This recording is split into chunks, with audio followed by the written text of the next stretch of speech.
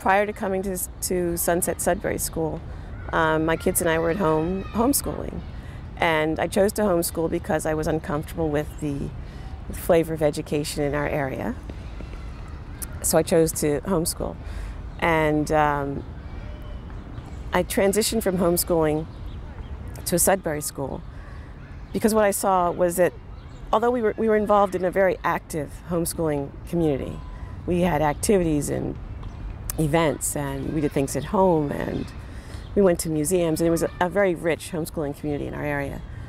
What was missing was any kind of real connection and any kind of responsibility on the kids to do it. So the Sudbury model lets the kids choose their activities, which is similar to unschooling, which is what we were doing. Choosing their activities and doing what they choose to do and having that freedom. But the difference was that you're doing it in a community, in a day-to-day community that you're building relationships in, that you have a responsibility to. And I see my kids have taken on things that they never would have before. Joshua learned to knit.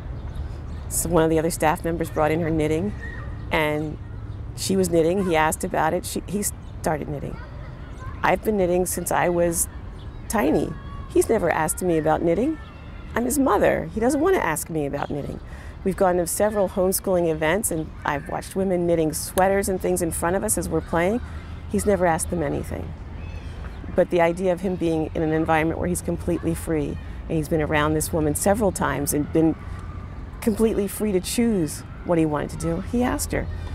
He won't stop knitting. We live in Florida. We don't need a scarf.